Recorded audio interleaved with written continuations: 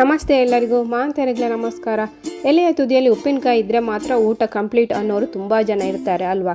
ಈಗಿನ ಬ್ಯುಸಿ ಲೈಫ್ನಲ್ಲಿ ಉಪ್ಪಿನಕಾಯಿ ಮನೆಯಲ್ಲಿ ಮಾಡೋದು ಕಷ್ಟ ಅಂತ ಹೊರಗಡೆಯಿಂದ ಖರೀದಿಸುವುದೇ ಜಾಸ್ತಿ. ಇವತ್ತು ಸುಲಭವಾಗಿ ಮತ್ತು ಸಣ್ಣ ಪ್ರಮಾಣದಲ್ಲಿ ಉಪ್ಪಿನಕಾಯಿ ಮನೆಯಲ್ಲೇ ಮಾಡೋಣ. ರೈತಾರ್ಸ್ ಕಿಚನ್ ಎಲ್ಲ ವೀಕ್ಷಕರಿಗೆ ಸ್ವಾಗತ. ಮಸಾಲೆಗಳನ್ನು ಹುರಿದು ಮಾಡುವ ಈ ವಿಧಾನಕ್ಕೆ ನಾವು ಮೆಣಸ್ಕಾಯಿ ಉಪ್ಪಿನಕಾಯಿ ಅಂತ ಕರಿತೇವೆ. ನನ್ನ ಅತ್ತೆಯಿಂದ ಕಲಿತ ಹಳೆಯ ವಿಧಾನ ಇವತ್ತು ನಾನು ತಿಳಿಸಿಕೊಡ್ತೇನೆ. ಉಪ್ಪಿನಕಾಯಿಗೆ ನಾನು ಇಲ್ಲಿ 3 ತೋತಾಪುರಿ ಮಾವಿನಕಾಯಿನ ತೊಳೆದು ಚೆನ್ನಾಗಿ ಒರೆಸಿ ಇಟ್ಟಿದ್ದೇನೆ, ಸ್ವಲ್ಪ ನೀರಿನಂಶ ಇಲ್ಲದಾಗೆ. ನೀವು ಬೇರೆ ಯಾವುದೇ ಮಾವಿನಕಾಯಿ ಬೇಕಾದರೂ ಯೂಸ್ ಮಾಡ್ಬೋದು. ಉಪ್ಪಿನಕಾಯಿ ಮಾಡುವಾಗ ಮೊದಲು ನೆನಪಿಡಬೇಕಾದ ವಿಷಯ, ಯೂಸ್ ಮಾಡುವ ಎಲ್ಲ ವಸ್ತುಗಳು ಅಂದರೆ ಚೂರಿ, ಪಾತ್ರೆ, ಬಾಟ್ಲಿ ಎಲ್ಲವೂ ಒಣಗಿರಬೇಕು, ಸ್ವಲ್ಪ ನೀರಿನಂಶ ಇರಬಾರ್ದು. ಆಗ ಇದು ಹಾಳಾಗದೆ ತುಂಬ ಸಮಯ ಬರ್ತದೆ. ಈಗ ಕಟ್ ಮಾಡಿದೆಲ್ಲ ಹೋಳುಗಳನ್ನು ಗಾಜಿನ ಬಾಟ್ಲಿಗೆ ಅಥವಾ ಭರಣಿಗೆ ಹಾಕ್ಕೊಳ್ಳೋಣ. ಹೀಗೆ ಸ್ವಲ್ಪ ಹೋಳು ಮತ್ತು 1 ಮುಷ್ಟಿಯಷ್ಟು ಕಲ್ಲು ಉಪ್ಪು ಹಾಕ್ಕೊಳ್ತಾ ಇದ್ದೇನೆ. ಹೀಗೆ ಇದನ್ನು 3 ಲೇಯರ್ನಾಗಿ ಬರುವ ಹಾಗೆ ಮಾಡಿಕೊಳ್ತಾನೆ. ಈಗ 2 ಬಾಟ್ಲುಗಳನ್ನು ನಾನು ರೆಡಿ ಮಾಡಿಕೊಂಡಿದ್ದೇನೆ. ಈಗ ಇದನ್ನು ಬೆಚ್ಚಗಿನ ಜಾಗದಲ್ಲಿ ಇಡೋಣ. 2 ಅಥವಾ 3 ವಾರಗಳ ನಂತರ ಇದಕ್ಕೆ ಮಸಾಲೆ ಹಾಕಬೇಕು.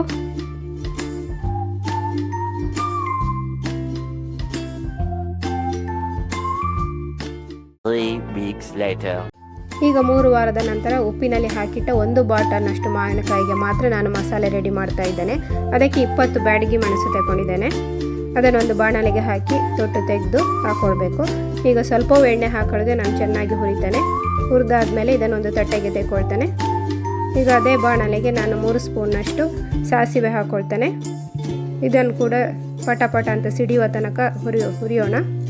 ಇದನ್ನು ಸಹ ಒಂದು ತಟ್ಟೆಗೆ ತಗೊಂಡು ಈಗ ಇದಕ್ಕೆ 1.5 ಸ್ಪೂನ್ನಷ್ಟು ಜೀರಿಗೆ ಹಾಕ್ಕೊಳ್ತೇನೆ. ಇದನ್ನು ಕೂಡ 1 ನಿಮಿಷದಷ್ಟು ಹುರಿದು ಅದನ್ನು ತಟ್ಟೆಗೆ ತಗೊಳ್ಳೋಣ. ಇನ್ನು 3/4 ಸ್ಪೂನ್ನಷ್ಟು ಮೆಂತ್ಯ ಹಾಕ್ಕೊಳ್ತೇನೆ.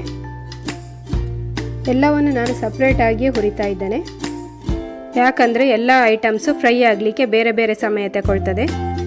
ಈಗ ಫ್ರೈ ಆದ ಎಲ್ಲ ಮಸಾಲೆಗಳನ್ನು ಮಿಕ್ಸಿ ಜಾರಿಗೆ ಹಾಕ್ಕೊಂಡು ನೈಸಾಗಿ ಪೌಡರ್ ಮಾಡಿ ತರ್ತಾನೆ.